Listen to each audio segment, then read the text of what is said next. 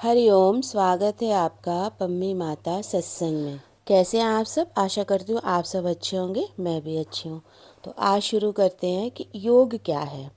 योग का मतलब हर एक योगी जो है वो अपने हिसाब से सेट कर लेता है, लेकिन योग का मतलब क्या होता है ये सच्चाई में आज जानेंगे, और आज भी नहीं जानेंगे।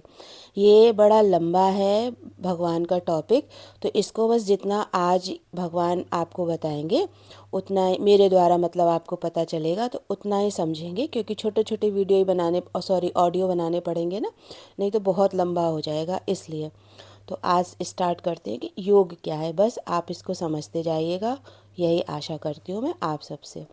तो योग, इस शब्द का ही अर्थ योग नहीं, माना कि योग तो है शब्द, पर केवल इस शब्द का अर्थ ही योग नहीं होता है।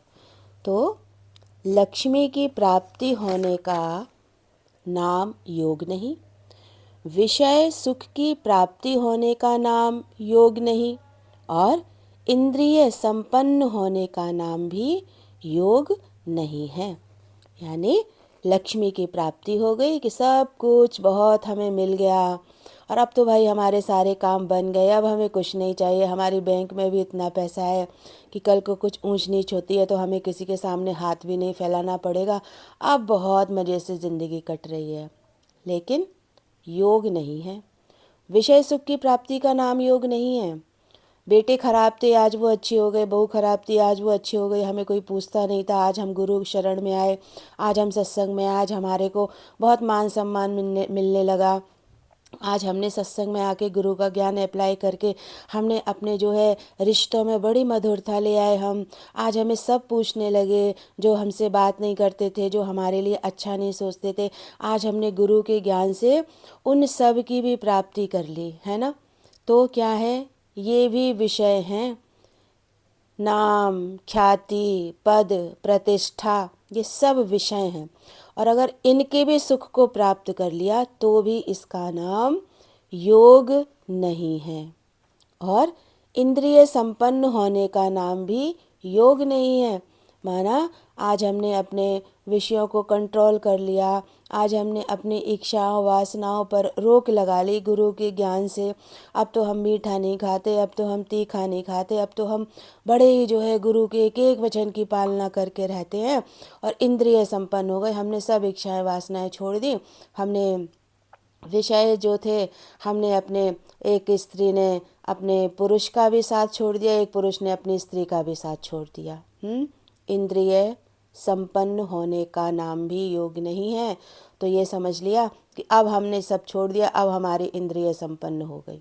क्यों? अब हमको जो है, अब हमारा योग परमात्मा से लगेगा, लेकिन नहीं, इसका नाम भी योग नहीं है। आज मैंने अपनी इतने जीवन की जो भी मेरे साथ रहा सत्संग का, उसमें मैंने यही देखा कि यंग यंग लड़कियां सब इंद्रिय सुखों से छूट छूट गई, अपने को छुड़ा दिया।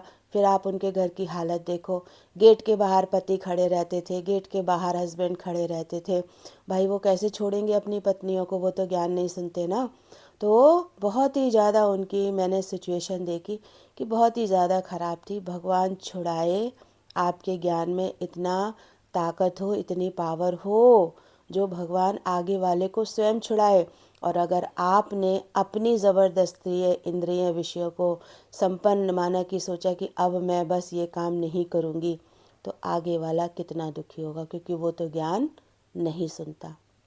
तो फिर क्या होता है कि रहते तो हैं एक घर में, लेकिन फिर हर कोई जानता है जिसने भी ये काम किया है। तो भगवान ने यही बोला कि इंद्रिय संपन्न होने का नाम भी योग नहीं है। तो फिर योग क्या है? तो आज ये एक ही श्लोक है। और माता पिता के समागम का नाम योग नहीं है। 8 प्रकार की सिद्धि और बंधु पुत्रादि की प्राप्ति का नाम भी योग नहीं है। माता पिता का समागम हो गया, माता पिता मिल गए, माता पिता से हम आ गए, तो इसका नाम भी योग नहीं है संसार में। आप कहते हो ना कि गुरु मिल गया, चलो माता पिता तो एक अलग बात है, गुरु मिल गया, अब तो सब मिल गया, क्योंकि गुरु नहीं मिला तो जीवन अधूरा ही चला जाता। तो गुरु मिला यानी कि गुरु मिल गया तो योग मिल गया परमात्मा से, नहीं मिला। अगर गुरु मिला और गुरु का साधन का प्रयोग करके हम अपनी ऊंचाई वाली अगर पढ़ाई को पढ़ते तो तब भी ये सक्सेस मिल जाती कि चलो गुरु मिला तो हमने गुरु से अपना काम निकाला, पर आज तो गुरु मिला है और आप आज तक गुरु ही गुरु कर रहे हो, गुरु ही गुरु कर रहे हो। कहाँ योग मिला? अभी तो गुरु ही नहीं मिला। हाँ, तो फिर परमात्मा से योग तो ना जाने कब जुड़ेगा। तो यानी माता पिता का समागम भी योग नहीं है। माता पिता मिल गए, हम बड़े हो गए, हम पल गए, बढ़ गए, शादी हो गई, नौकरी लग गई, सब हो गया, और फिर हमें सत्संग भी मिल गया, फिर हमें गुरु भी मिल गया। अब क्या, अब तो सब कुछ मिल गया? तो नहीं, सब कुछ मिलने का नाम भी योग नहीं है। 8 प्रकार की सिद्धि और बंधु पुत्रादि की प्राप्ति का नाम भी योग नहीं है। 8 प्रकार की हमने रिद्धियाँ सिद्धियाँ सब हासिल कर ली, है ना। किसी ने काली की पूजा की तो काली की सिद्धि प्राप्त हो गई, किसी ने शंकर की आराधना करी तो उनको शंकर की शक्तियाँ प्राप्त हो गई, किसी ने राम की, किसी ने कृष्ण की, किसी ने भूत पिशाचों की, है ना, तांत्रिकों की। देखो ना कितने तांत्रिक होते हैं, क्या सिद्धियाँ ही तो हैं ये। ऐसे 8 प्रकार की सिद्धियाँ हैं, ये मैं फिर आपको कभी बताऊंगी। तो ये भी सारी प्राप्त कर ली और पुत्र भी हो गए बढ़िया, दोस्त भी मिल गए बढ़िया, सब प्राप्त हो गया। ऐसी ज़िंदगी अगर किसी संसारी को मिले तो वो तो अपना जीवन धन्य मानेगा, पर अध्यात्म में ये जीवन धन्य नहीं है। जब तक आपने अपने को परमात्मा से मिला के एक नहीं किया, तब तक आपका इस संसार में सब कुछ धन धान्य मान प्रतिष्ठा सब मिली, लेकिन आप जब इस दुनिया से जाएंगे तो अपने लिए कुछ भी नहीं कर जाएंगे। सारा संसार का काम किया और सब संसार में ही छोड़ के चले जाएंगे। आप जीरो होके जाएंगे, ज़ीरो, कुछ नहीं लेके जाएंगे साथ में। और इतना जो गुरु का ज्ञान सुना, इतना जो गुरु का संग किया, वो भी सारा का सारा आप ना यहीं पे छोड़ के चले जाएंगे, कुछ भी नहीं मिलेगा। तो इसलिए बंधु पुत्रादि का, माता पिता का समागम, सब कुछ मिलने का नाम भी योग नहीं है, नहीं है, नहीं है। आगे और पढ़ेंगे कि क्या क्या मिलने का नाम भी योग नहीं है और सच्चा योग किस चीज़ से प्राप्त होता है, वो हम आगे, अब आगे की वाणी में आपको मैं बताऊंगी। आया जो तेरे दर पे, आया जो तेरे दर पे, भगवन दीदार को ये हो नहीं सकता कि वो भव से न पार हो, भव से न पार हो। ठुकरा दिया जगत को जिसने तेरे लिए, जिसने तेरे लिए।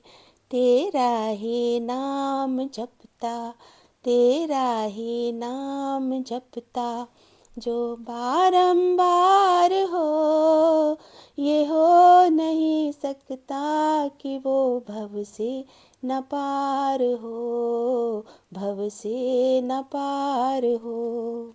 सपने में भी ना भूले जिसको तेरा ख्याल, जिसको तेरा ख्याल। दिल में लगन हो तेरी, दिल में लगन हो तेरी, तेरे से प्यार हो ये हो नहीं सकता कि वो भव से न पार हो, भव से न पार हो।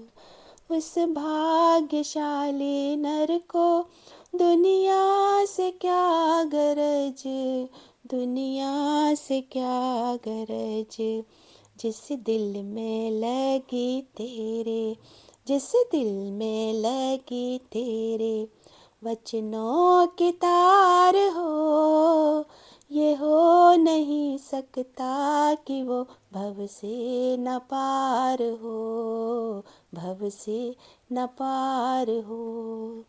आया जो तेरे दर पे, आया जो तेरे दर पे, भगवन दीदार को, ये हो नहीं सकता कि वो भव से न पार हो, भव से न पार हो, भव से न पार हो। तो जो भगवान की शरण आ जाता है वो भव से पार हो ही जाता है, पर भगवान की कृपा करने से नहीं होता। अपनी कृपा जब हम आप स्वयं करेंगे तब भव से पार होंगे। तो आपको मेरा ये व्लॉग पसंद आया, व्लॉग तो नहीं ऑडियो है ये, तो अगर आपको मेरी ये बातें भगवान के लिए पसंद आई हो या अच्छी लगी हो तो आप प्लीज़ मेरे चैनल को सपोर्ट कीजिएगा। लाइक शेयर एंड सब्सक्राइब ज़रूर कीजिएगा, मेरे चैनल को सब्सक्राइब ज़रूर कीजिएगा। और हाँ, मैं अपना वीडियो भी समय समय पर लाऊंगी, तो इसमें वीडियो भी डाला करूँगी कि हम क्या कर रहे हैं। तो बस ये सत्संग मैं आज यहीं पर समाप्त करती हूँ। तो मुझे आज्ञा दीजिए और आप सब मुझे अपना आशीर्वाद भी भरपूर मात्रा में दीजिए। तो मिलते हैं नेक्स्ट भगवान के सत्संग में। बाय बाय, अपना ध्यान रखिएगा।